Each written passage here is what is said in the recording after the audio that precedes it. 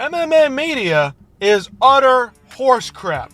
Everything that they put out is either this way or that way. He said, she said. There's nothing real in MMA media anymore. Now, that statement is going around. It's been going around. I've said it myself many times now. There are real journalists out there that do good work. There are some of them that ask real questions. There's guys like Ariel Helwani out there who I don't love, but he does ask hard questions. Does he boost himself up like he's the greatest character ever, like he is Jesus Christ himself reincarnate? Yes, he does, and I don't agree with that because you need to ask the tough questions. You need to ignite and stoke the fire a little bit when you're in the media, when you're a journalist. Yes, that's perfectly fine, Ariel, but don't pretend like you're some good guy doing the good fight. You're asking the tough questions. That's what journalists should do. Journalists in MMA, specifically the ones that cover the UFC, do not ask the hard questions 99% of the time, or they're asking stupid questions the other 54% of the time, for example. It's absolutely ridiculous. Now, UFC 308 is this week. Main event is Ilia Topuria and Max Holloway. We've got some great stuff going down, great media sound bites. Ilia Topuria loves playing up the villain. He's very confident in himself. He comes off as a little bit cocky, a little bit brash. English isn't his first language, so some things get lost in translation. There is that fact. Max Holloway, on the other hand, always calm, cool, and collected.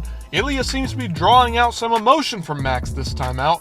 Let's see what Ilia had to say, a couple of things during media day yesterday, this morning, early in the night, whatever was happening.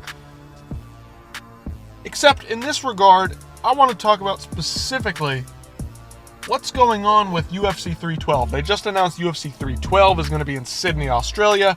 Volkanovski wants to be on the card. Israel Adesanya probably wants to be on that card. Kai Kara France, all those guys from down under, Australia, New Zealand, they all want to be on the card.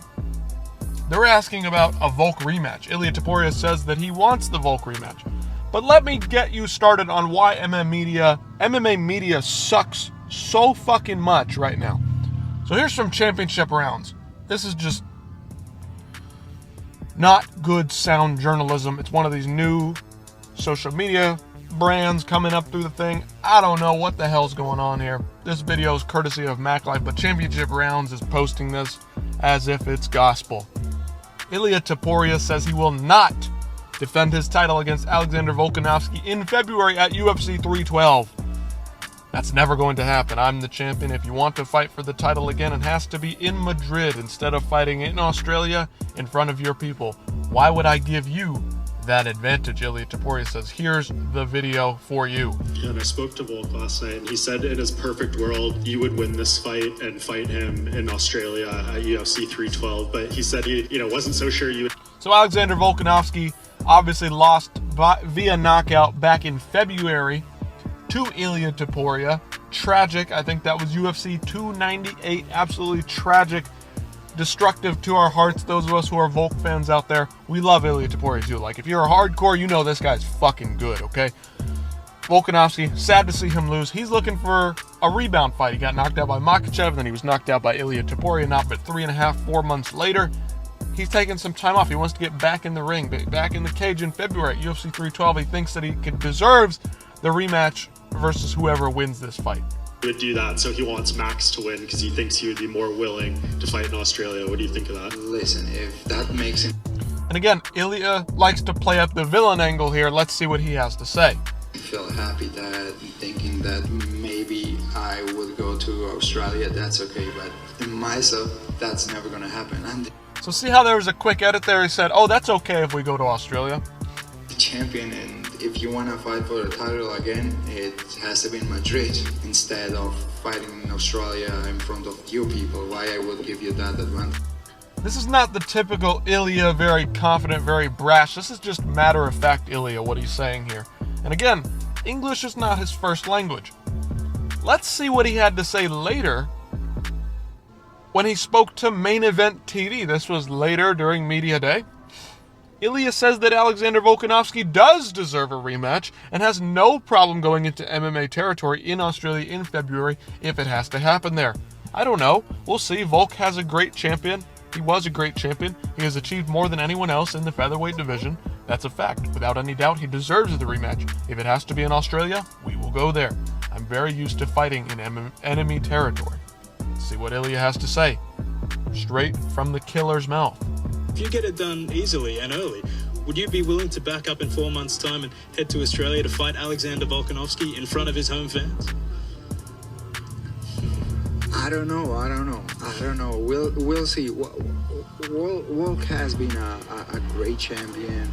He has done more than anyone else in the. There's that knockout for you. Absolutely spectacular finish. Tragic, but absolutely spectacular. Yeah, this is Ilya being honest and being truthful, not playing up the character side of things, which I think he is partially in part of that character. He's very confident in his ability. The featherweight division, that's a fact. So, I don't know. We'll see. Without any doubts, he deserves the. So he says we'll see. Contrasting opinions, contrasting whatever in terms of the MMA media coverage. People are saying this or people are saying that.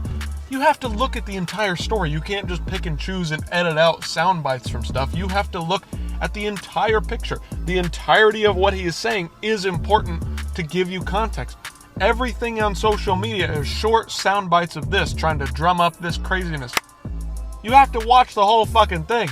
You can't understand a masterpiece like The Godfather if you just watch and jump in there halfway through. You're not going to understand what's going on. There's no context. The slow moments build character. Ilia Topuria, his character is built off of these quiet moments. When he starts to get nasty and very confident and very boisterous, it means something because we know he's being truthful. We see what he does in the cage. Alex Pereira, when he talks shit, he very rarely does, but when he does, we know it's legit because he fucking backs it up. So does Ilia Topuria. The rematch. So we'll see. If it has to happen in Australia, we will go there. I'm very used to fight in the enemy's territories. Exactly. So what does this mean? MMA media just going back and forth? This is exactly what I'm talking about when I say that MMA media is absolute, utter horse crap. The thing's bullshit all across the board. One site says this, the other site says this. There's bias here, there's bias there. These guys are trying to do this, these guys are doing that. Yes, English is a second language, but clearly this first clip is posted as clickbait to say, oh, he's not going to do this. He hates Volk. Look at how bad this guy is, the villain. We already know he plays up the villain angle. Who fucking cares? Who are you trying to show this off to? Who do you want to fucking buy into your fucking bullshit social media posts? He clearly doesn't really care whether he fights there or not. This post from Championship Rounds doesn't make any sense. He very clearly laid everything out here. What do you want me to say? What do you need us to say? This is why MMA media needs to fucking go. It needs to be completely revamped. They need to gut it. What does, drain the swamp, so to speak, that kind of thing. Get all these Dana White lackeys out of there, all the guys that bend over backwards for Dana White. Get some real journalists in there that are going to ask the hard questions, okay? Get people from the MMA YouTube scene if you have to, because they're going to ask the real questions. They're not afraid to put shit out on the line, put their neck on the line to piss Dana off. I don't need Daddy Dana to fucking pay me to fucking ask questions, okay? Don't need it. I don't need access to every single event. I'm going to ask the questions I need to ask because everything needs to be scrutinized if you want to improve it. When there's competition, it breeds excellence. When you question and ask the tough questions, things will get fixed, things will be righted.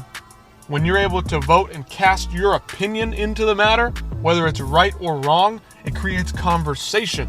That's what you need to create a good brand and to create a strong brand and create better marketing, for example, better promotional stuff. You need to ask questions, okay? Because whether it's right or wrong, you have to discuss it and debate. That's what breeds good business.